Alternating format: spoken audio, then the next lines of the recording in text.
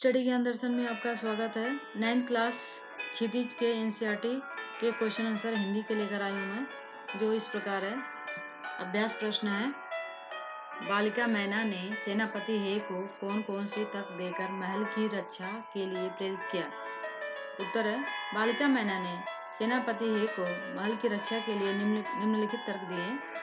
अंग्रेजों के विरुद्ध शस्त्र उठाने वाले दोषी हो सकते हैं, किंतु यह महल नहीं। वह बताती है कि अंग्रेजों के विरुद्ध जो लड़ाई कर रहे हैं वो दोषी हो सकते हैं, लेकिन महल दोषी नहीं हो सकता। महल ने आपका क्या बिगाड़ा है। अगला यहाँ पे दोषी होगा, यह राजमहल उसे बहुत प्रिय था। यह राजमहल मैना को बहुत ज्यादा प्रिय था, उसे इतना लगाव था, इसलिए महल को बचाने की कोशिश करती है। नेक्स्ट क्वेश्चन, मैना जड़ पदार्थ मकान को बचाना चाहती थी, पर अंग्रेज उसे नष्ट करना चाहते थे। क्यों? मैना उसी राजमहल में पली बढ़ी थी, उसी में उसकी बचपन की, पिता की, परिवार की यादें जुड़ी थी, इसीलिए वह जड़ मकान के लिए भरी पूरी जिंदगी के समान था। वह उसके जीवन का भी सहारा हो सकता था, इसलिए वह उसे बचाना चाहती थी। अंग्रेजों के लिए वह राजमहल उनके दुश्मन नाना साहब का निशानी था, इसीलिए अंग्रेज उसे मिटाना चाहते थे, मिट्टी में मिला देना चाहते थे, ताकि देश में फिर से कोई अंग्रेजों के विरुद्ध आवाज न उठाए और कोई भी उसके सामने टिक ना सके। इसीलिए नाना साहब के सारी चीजों को, सारी स्मृतियों को मिटा देना चाहते थे। नेक्स्ट क्वेश्चन, सर थॉमस हे के मैना पर दया भाव के क्या कारण थे। सर थॉमस हे जो थे वो देवी बालिका मैना के जो उनके घर आते जाते थे, और उनकी बेटी हे की बेटी जो मेरी थी, मेरी जो मैना की दोस्त थी। सर थॉमस स्वभाव से दयालु भी रहे थे, और तभी वे किशोरी सुंदरी को देखते ही ठहर गए और उसके जीवन में रुचि लेने लगे। दूसरा कारण यह रहा कि मैना को पहचान गए। मैना उनकी मृत बेटी मेरी की बचपन की सखी थी, उनके घर भी आया करते थे। इन बातों से हे के दिल में मैना के प्रति ममता जगा दी। तीसरे मैना ने स्वयं अपनी करुणापूर्ण बातों से हे के मन में करुणा जगा दी। जो मेरी का संबंध था और मैना का संबंध था, दोनों दोस्त थे, और थॉमस हे जो थे वह उसके घर आते जाते थे, इसीलिए दया भाव का यही कारण है। इसलिए वह मकान को बचाना चाहते थे, और मेरी ने भी अपने मकान को बचाने की पूरी कोशिश की। नेक्स्ट क्वेश्चन, मैना की अंतिम इच्छा थी कि वह उस प्रसाद के ढेर पर बैठकर जी भर के रो ले, लेकिन पाषाण हृदय वाले जनरल ने किस भय से उसकी इच्छा पूर्ण न होने दी। जनरल आउटरम के मन में भय रहा होगा कि अगर उसने नाना साहब की बेटी के प्रति जरा भी सहानुभूति दिखाई तो ब्रिटिश सरकार गुस्सा हो सकते हैं। पहला सेनापति जो था वह हे थे, और दूसरा सेनापति जो था वह आउटरम था। आउटरम नाना साहब की स्मृतियों को मिटा देना चाहता था। वह चाहता था कि उनकी एक भी निशानी न रहे, और वह ब्रिटिश सरकार से डरता भी था कि अगर हम नहीं मिटाएंगे तो हमें दंड मिल सकता है। क्रोध से पागल सामान्य अंग्रेज नागरिक भी उस पर नाराजगी प्रकट करेंगे। इस कारण उसने मैना की छोटी से छोटी इच्छा भी पूरी न होने दी, और आउटरम ने मैना के महल को ध्वस्त कर दिया। नेक्स्ट, बालिका मैना के चरित्र की निम्नलिखित विशेषताएं अपनाने योग्य हैं। बालिका मैना के चरित्र की निम्नलिखित विशेषताएं जो इस प्रकार हैं। बालिका मैना बहुत ही बहादुर लड़की थी और निडर थी। अपने गृह के प्रति उसे बहुत ही प्रेम था। बालिका मैना निडर बालिका थी। सेनापति हे अपने सैनिकों के साथ उसके राजमहल को तोड़ने आया तो उसने निडर होकर उनका सामना किया, और पकड़े जाने का डर था, फिर भी वह हे के सामने आई, उसे राजमहल न तोड़ने की प्रार्थना की, और उसने निवेदन किया कि आप मेरे महल को न तोड़ें। स्वगृह प्रेम, उसे अपने घर से बहुत ही प्रेम था। मैना को अपने राजमहल से स्वाभाविक प्रेम था।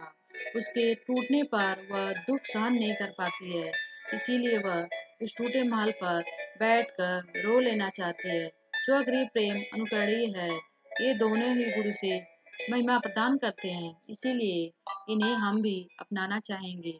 निडरता, साहसी, वीर, बहादुर लड़की थी। वह अपने गृह से, अपने घर से प्रेम करती थी। यही गुण बच्चे भी अपने जीवन में अपनाने की कोशिश करें, इस बहादुर लड़की की। टाइम्स पत्र ने 6 सितंबर को लिखा था, बड़े दुख का विषय है कि भारत सरकार आज तक उस धूमधाम नाना साहब को नहीं पकड़ सकी। इस वाक्य में भारत सरकार से क्या आशा है? यहाँ भारत सरकार से आशा है कि ब्रिटिश शासन के अंतर्गत चलने वाली सरकार जिसे अंग्रेज अधिकारी चलाते थे। ये आपका 6 नंबर क्वेश्चन हो जाएगा। नेक्स्ट, रचना और अभिव्यक्ति। स्वाधीनता आंदोलन को आगे बढ़ाने में इस प्रकार के लेखन की क्या भूमिका रही होगी? स्वाधीनता आंदोलन को आगे बढ़ाने में इस प्रकार के लेखकों की भूमिका महत्वपूर्ण थी, जो अंग्रेजों के अत्याचारों को बढ़ते होंगे तो उनके विरुद्ध हो जाते होंगे। जब वे मैना जैसी निडर बालिका के निर्मम वध की बात सुनते होंगे तो यहाँ पे होंगे होगा, एक ही मात्रा होगी, सुनते होंगे तो उनका हृदय करुणा से भर उठता होगा, मन उनका त्याग, बलिदान, संघर्ष के लिए तैयार हो जाता होगा। इस प्रकार स्वाधीनता आंदोलन अपनी राह पर बढ़ता जाता होगा।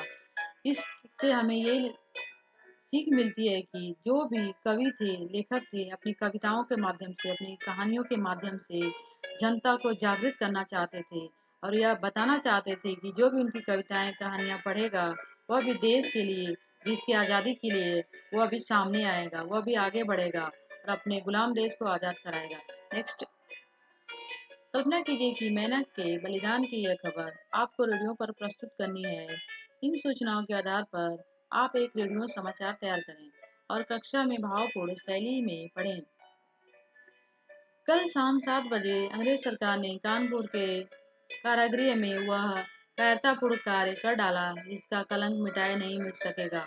आपको विदित होगा कि कल आधी रात को नाना साहब की बालिका मैना को जनरल आउट्रम ने गिरफ्तार कर लिया। जब वह अपने टूटे हुए महल पर बैठकर रो रही थी, उसी समय हथकड़ी पहनाकर कानपुर के जेल में डाल दिया जाता है मैना को और गिरफ्तार कर लिया जाता है नन्ही सी बालिका को।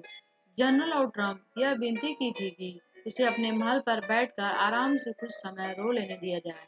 वह मैना, छोटी बालिका जो है, वो आउट्रम से प्रार्थना करती है कि मुझे मेरे भस्म महल पे थोड़ी देर के लिए रोने दिया जाए, मैं अपनी आत्मा को शांति देना चाहती हूँ।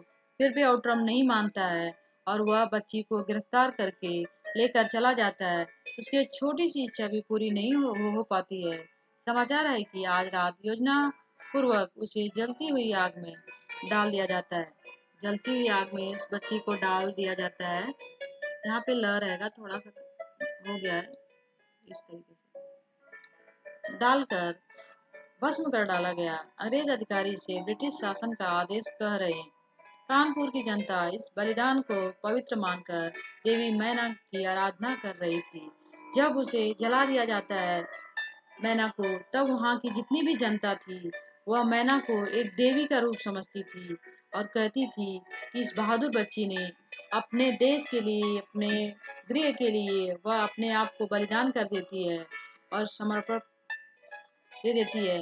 बलिदान देने वाली इस बच्ची को हम अपने देश के लिए ऐसे ही नवयुवक तैयार होने चाहिए। भाषा अध्ययन है। भाषा अध्ययन के क्वेश्चन है। भाषा और वर्तनी का स्वरूप बदलता रहता है। इस पाठ में हिंदी गद्य का प्रारंभिक रूप व्यक्त हुआ है, जो लगभग 75-80 वर्ष पहले था। इस पाठ के किसी पसंदीदा अनुच्छेद को वर्तमान मानक हिंदी के रूप में लिखिए। वर्तमान मानक हिंदी के रूप में कोई भी पैराग्राफ जो हिंदी में लिखा गया, देवनागरी लिपि में लिखा गया, वही पैराग्राफ आपको इसमें लिखना है। सेनापति ने दुख प्रकट करते हुए कहा, कर्तव्य के कारण मुझे यह मकान गिराना ही होगा। सेनापति जो है वह दुख प्रकट करते हुए कहता है कि मुझे यह मकान गिराना ही पड़ेगा, क्योंकि जो हे था वह मैना की, जो उसकी बेटी मैना की दोस्त थी, इसीलिए उसे भी दया भाव आता है। बालिका ने अपना परिचय देते हुए कहा, मैं जानती हूँ कि आप जनरल हैं।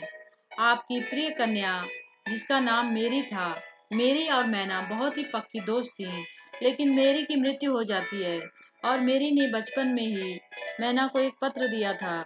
उस पत्र को उस समय भी वो संभाल कर रखी थी मैना, और यह बताती है हे को कि आपकी पुत्री मेरी दोस्त थी और मैं आज भी उसकी मृत्यु के बाद भी उसके पत्र को संभाल कर अपने पास रखी हूँ। उस समय आप भी हमारे यहाँ आते जाते थे, मुझे अपनी पुत्री के समान प्यार करते थे। मालूम होता है कि आप वे सब बातें भूल गए हैं। मेरी मृत्यु से मैं बहुत दुखी हुई हूँ। उसकी एक चिट्ठी मेरे पास अब तक है। वो अपना परिचय देते हुए बताती है कि आप मेरे महल की रक्षा कीजिए। आप तो मेरे जान परिचय के हैं। आप मेरे घर आते जाते थे। आपकी पुत्री मेरी दोस्त थी। इसमें लास्ट में मैं एक छोटा सा समरी आपको बताना चाहती हूँ। पूरे पार्ट का जो मेन है, ध्यान से सुनिए, समरी है, सारांश है। इसमें शुरुआत होती है मैना देवी नाना साहब की पुत्री मैना से, और जो फ्रीडम फाइटर स्वतंत्रता संग्रामी थे नाना साहब, देश के लिए उन्होंने बहुत बलिदान किए, बहुत कुर्बानियाँ दी, और उन्हीं की बेटी मैना थी। जब जब अंग्रेज पकड़ने के लिए उन्हें आए तो नाना साहब वहाँ से भाग चुके थे, और गलती से मैना उसी महल में छूट जाती है।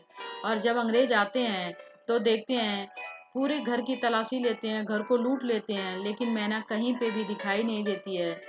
जो सेनापति हे आते हैं, वह चारों तरफ से देख लेते हैं लेकिन नहीं दिखाई देती है। अंत में वह लड़की बाहर निकलती है। जब उसके महल को जलाने की बात की जाती है तो वह हे से प्रार्थना करती है कि आप मेरे महल को मत जलाइए। तभी भी हे नहीं मानते हैं। तब वह कुछ अपना परिचय देती है कि आप मेरे घर पहले आते जाते थे, और आपकी बेटी मेरी जो थी वो मेरी दोस्त थी। उसकी मृत्यु के बाद भी आज भी पत्र मैं उसका बहुत ही सुरक्षित रखी हूँ। आप भी मेरे घर आते जाते थे, इसलिए मेरे महल की रक्षा कीजिए। लेकिन इसके बाद भी हे मजबूर हो जाता है और कुछ नहीं कर पाता है। फिर वहाँ पे दूसरा सेनापति आउटरम आता है। वह कहता है कि नाना साहब की एक भी चीज को यहाँ नहीं रखा जाएगा, उसकी स्मृतियों को मिटा देना चाहिए। और हे वहां से चले जाते हैं। आउटरम उनके महल को जला देता है, पर बच्ची कहीं पे भी दिखाई नहीं देती है। और इसके बाद कुछ देर बाद आधी रात को जब वो बच्ची अपने जले हुए महल के भस्म राख पे आके खुली चांदनी में वह रोने लगती है, तब फिर पुलिस सिपाही आकर उस बच्ची को पकड़ लेते हैं। सेनापति जो आउटरम है वह पकड़वा लेता है और उसे कानपुर के जेल में कैद कर दिया जाता है। वह प्रार्थना भी करती है कि मुझे थोड़ी देर यहाँ रोने दिया जाए अपने महल के राख पे, पर आउटरम नहीं मानता है। उसे कानपुर के जेल में कैद कर देता है और उसे जिंदा जला दिया जाता है। उसे जला हुआ देखकर वहाँ पे जितने उपस्थित लोग थे वह कहते थे कि यह कोई लड़की नहीं, कोई कन्या नहीं, ये बल्कि देवी का रूप है।